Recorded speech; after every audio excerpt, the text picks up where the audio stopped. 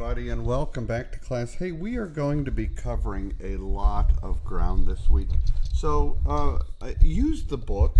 This is all very important information, especially if it's related to your area of interest or your current job, right? So it's all very, very good information, especially when making policy, why we make policy, how we make policy, what's driving policy, etc. It's very important stuff. But use the slides primarily this week and the lecture, and use the book to fill in the gaps. That's how I would recommend covering the ground. So just to kick it off with page 12, Business Continuity Management.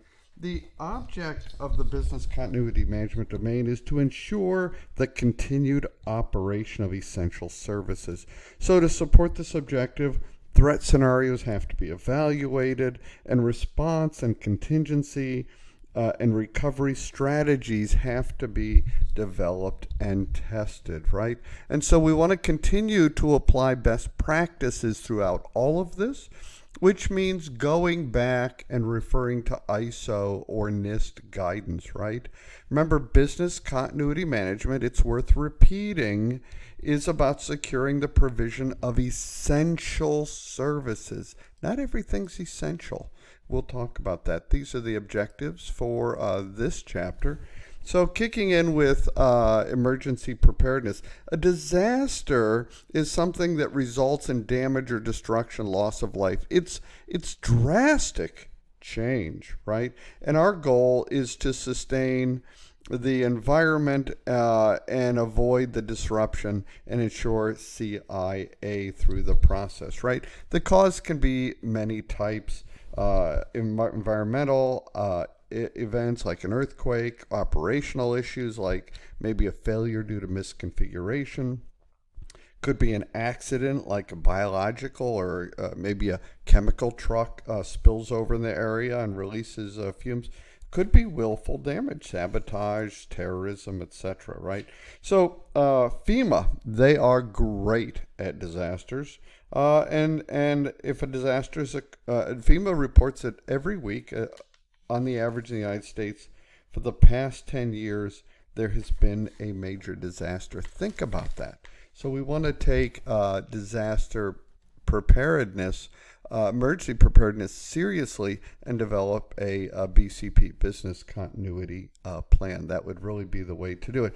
Remember, disasters are unplanned, but they should not be unanticipated. So then we get into, we hear a lot around the business place about a resilient organization. What is resilience, right? It's a buzzword for a good reason, right? In a post 9/11 study, the 5 principles of organizational resilience, as revealed by Gartner, tells us that organizational resilience is now an imperative, right? So it's a very important concept that we continue to emphasize, and these other regulations or PDDs make that point. So and we can use again the NIST guidance along the way to make sure that we are managing it appropriately. NIST or ISO, in fact. There is a good synopsis on page 374 in the middle, which has a policy statement. At a high level, notice some key phrases on there. Ensures the safety, enables the company, protects the assets, meets regulatory requirements. That's a great high-level policy statement, right?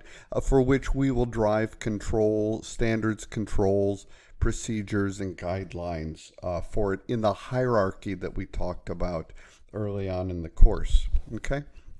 So we want to consider then business continuity risk management. So continuity planning is ensuring the essential functions, right? And risk management portion of that requires that we identify threats, assess the impact of critical essential services, and then look at the anticipated outcomes, right? And how do we mitigate them? And then document it, of course, right? And so all that's part of the risk management process. Remember, identify the assets, identify the threats, prioritize the threats, assess the impact and then mitigate, and then look at residual risks. That's really the steps in risk management. And the risk management piece is called BIA, which we'll talk about. So continuing with this, the objective of business continuity threat assessment is to identify the viable threats and to predict the likelihood and occurrence. We call this a lot of times threat modeling, right? And whenever I threat model, and you can Google this on your own, I use the bow tie method to assess risks in a proactive and then a reactive approach. The bow tie does that for you. You're willing to look that up on your own time. And so what we want to do is we want to challenge the approach that something is an unexpected event, right? There are no black swans in our threat assessment, in my view, right? A black swan, so in Europe, they used to think there were only white swans. And they really believed there was no such thing as a black swan. Then eventually, to cut the story short, they when they finally traveled to Australia, boom, what did they find? Black swans. Blew their minds, right? So I do not believe there are unexpected events. I just think we have to think it through. At the bottom of page 375, notice it has, as an example of a threat assessment, the threat category. Then you list the threat, a description. The likelihood is known as the probability. The impact is next, and we assign numbers to those. So risk is equal to P times I, probability times impact. Probability is the likelihood. They mean the same. Impact, right? So P times I, and you'll notice in that chart on page 375, they multiply the numbers together, and the higher numbers become your biggest risks that you'll want to mitigate first. So all of that is important. So we want to do this business continuity risk assessment, and this approach is going to evaluate the sufficiency of the controls to prevent a threat from occurring, or if we can't prevent it, like a hurricane, to minimize its impact, right? And so in a best case scenario, the residual risk is going to be within organizational tolerance. And when we had our governance and risk management conversation earlier, I showed a slide on stakeholder risk tolerance, risk thresholds, and you want to review that, right? This is really what we're playing, and it's going to change in every organization, but have an understanding of risk tolerance and risk thresholds is important in this process, right? Because it will be different for each company. Now, remember that lowering the risk levels is going to require us to implement additional controls. So I mentioned BIA earlier, right? And here is the slide on it, and it starts on page 378 of the book. The objective of the business impact assessment is to identify the essential services. Notice the essential services. They're going to differentiate between critical services and important services. So if you're participating in the BIA process, sometimes we'll say important and it will equate it with essential, but they're not, right? There are a number of very important organizational activities like marketing, recruiting, and auditing that can frankly be suspended, right? I don't even see security as essential. I see it as important, right? I would not make my security apps the company, the business, the value can continue without it. It won't take long for somebody to find it out. It becomes danger. But immediately, if it stops, not critical. There's the difference. There's a distinction. Notice also on page 378, they have the steps that I've already outlined. Identify the services. What's the, and they associate to the steps I identified before. What's the allowable downtime? What are the recovery time objectives? We want to document any gap between what we want from a management perspective and the current capabilities, and then go forward and address it.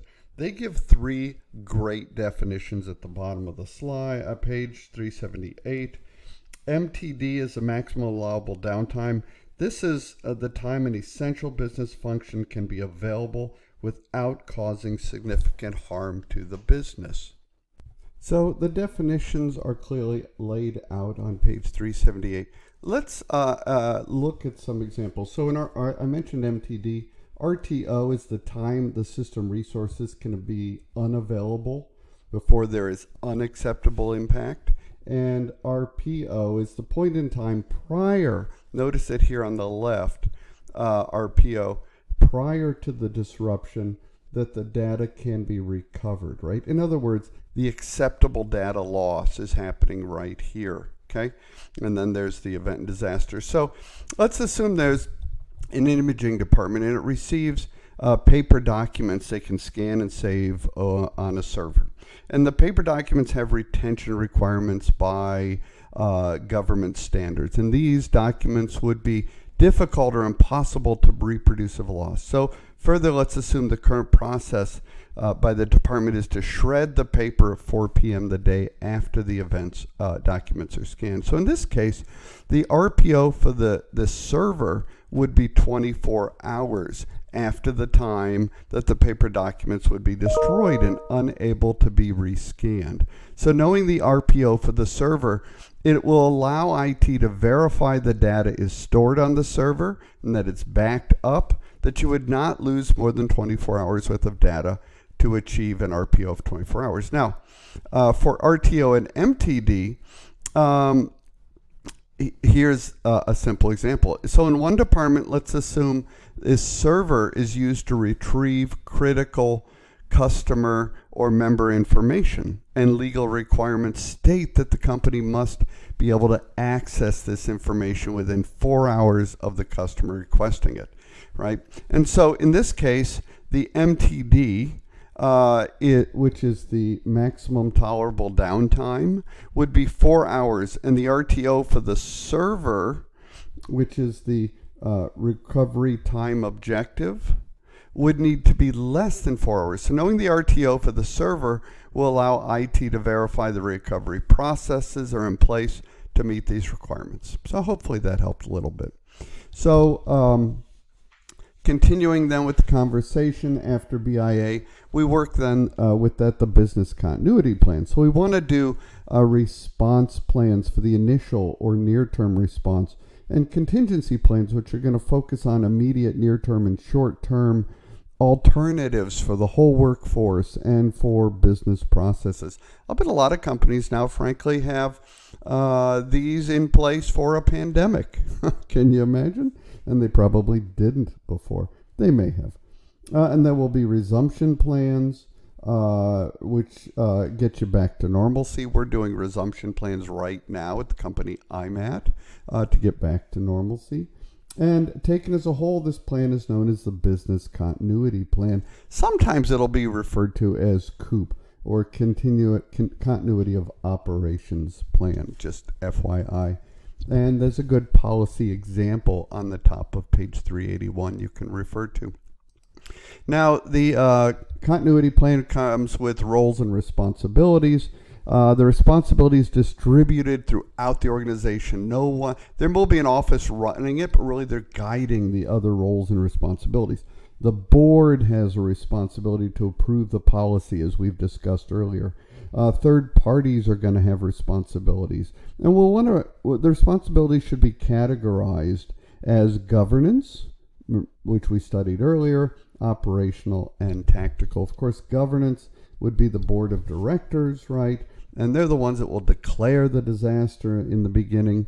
And operational management will stand up a business continuity team that when the disaster strikes, they're going to have the primary role of running events. And then they're going to assess for damage, manage the response, communications, etc., and then some tactical activities along the way.